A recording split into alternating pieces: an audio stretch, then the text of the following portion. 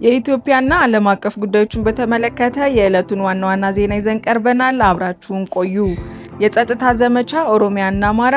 በኦሮሚያና በአማራ ክልል የጸጥታ ስጋት መባባሱን ተከትሎ የፌዴራል ጸጥታ ኃይሎች በሁለቱ ክልሎች በጋራ የሚደረጉትን የተጠናከረ ዘመቻ አስመልክቶ ከመንግስት ጋር ተጨማሪ ማብራሪያ ተሰጥቷል። በመንግስት ዘመቻው የህግ የበላይነት ማስከበር ላይ ያተኮረ መሆኑን ገልጿል።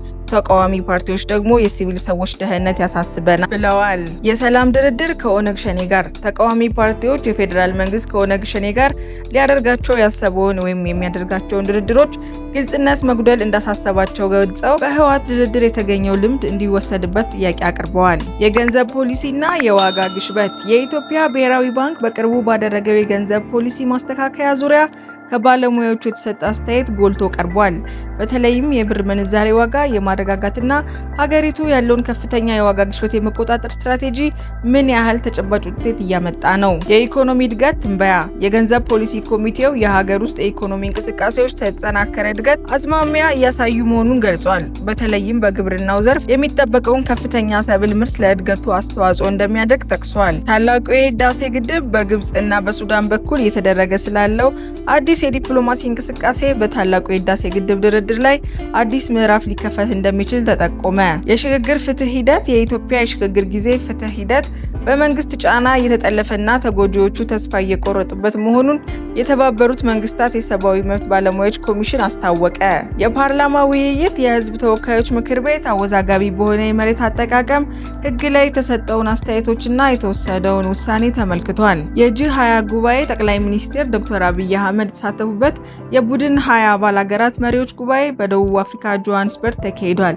ኢትዮጵያ ተጋባዥ ሀገር ሆና ተሳትፋለች። አሁን ደግሞ በሀገሪቱ ያሉትን የጸጥታ ችግሮች በዝርዝር እንቃኛለን። በኦሮሚያ ክልል የተጠናከረ ዘመቻና መፈናቀል። በኦሮሚያ ክልል በተለይም በምዕራብ ደቡብ አካባቢዎች የፌዴራልና የክልል ጸጥታ ኃይሎች የጸረ ሽብርተኝነት ዘመቻን ማጠናከሩን ቀጥለዋል። የሰብአዊ መብት ተሟጋች ድርጅቶች በዘመቻው ወቅት በሲቪል ሰዎች ላይ እየደረሱ ነው ስለተባሉ ከህግ ውጭ የሚፈጸሙ ድርጊቶች እና የዜጎች መፈናቀል ሪፖርቶች መውጣታቸውን ተከትሎ መንግስት ገለልተኛ ምርመራ እንዲያካሄድ ጥሪ አቅርበዋል። በአማራ ክልል ውጥረትና የሰብአዊ እርዳታ መስተጓጎል። በአማራ ክልል ሰሜናዊ ምዕራባዊ ዞኖች ባሉ አንዳንድ አካባቢዎች የጸጥታ ችግሮች መቀጠላቸውን ተከትሎ የመንገዶች መዘጋጋት በሰብአዊ እርዳታ አቅርቦት ላይ ከፍተኛ መስተጓጎል ፈጥሯል። የክልሉ የአደጋ መከላከል ኮሚሽን በከፊል አደገኛ ባሉት አካባቢዎች እርዳታ ለጊዜው መታገዱን አስታውቀዋል። የኢትዮጵያና የኤርትራ ድንበር ደህንነት። የኤርትራና የኢትዮጵያ ድንበር ደህንነት ለማጠናከር በሚደረገው ጥረት ላይ ከፍተኛ ወታደራዊና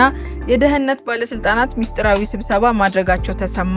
ስብሰባ በሁለቱ ሀገራት ድንበር አቋርጦ በሚንቀሳቀሱ ህገወጥ ሰዎች አዘዋዋሪዎች ላይ ያተኮረ ነበር ተብሏል። ባለስልጣናቱ እነዚህን ድንበር ዘለል የወንጀል ድርጊቶች በጋራ ለመቆጣጠርና ለመደምሰስ የሚያስችሉ የተጠናከረ የጋራ ኦፕሬሽን እቅድ ማውጣታቸውን የመረጃ ምንጮች ጠቁመዋል። የኢኮኖሚ ቀጠናዊ ደህንነት ውይይቱ ሁለቱ ሀገራት ድንበሮችን በማረጋጋት ለድንበር አካባቢ ማህበራዊና ኢኮኖሚያዊ ትስስር እንዲፈጠር የሚያስችል ምቹ ሁኔታ ለመፍጠር መታሰቡም ተጠቁሟል። ከፕሪቶሪያው ስምምነት ጋር ያለው ግንኙነት። የፕሪቶሪያው ተግባራ። ይህ የድንበር ደህንነት ውይይት የፕሪቶሪያውን ሰላም ስምምነት ተከትሎ በምስራቅ አፍሪካ ቀንድ የጋራ መረጋጋትን ለመፍጠር ከሚደረገው ሰፋ ያለ ጥረት አካል ተደርጎ ተይዟል። ያልተፈቱ ጥያቄዎች። ምንም እንኳን የጸጥታው ትስስር ቢጠናከርም በኤርትራና በኢትዮጵያ መካከል ያለው ዋና ዋና የድንበር ወሰንና የባድመ ጥያቄን ጨምሮ ያልተፈቱ የፖለቲካና የህግ ጉዳዮች አሁንም መኖራቸውን የብዙዎቹ ትኩረትን ስበዋል። ለነበረን ጊዜ እናመሰግናለን። በዛሬው ዜና ዙሪያ ያለውን ሀሳብ አስተያየት ከታች ባለው ኮሜንት ሴክሽን ላይ ጻፉልን። ለተጨማሪ ዜናዎች ላይክ፣ ሼር እና ሰብስክራይብ ማድረግ እንዳይረሱ።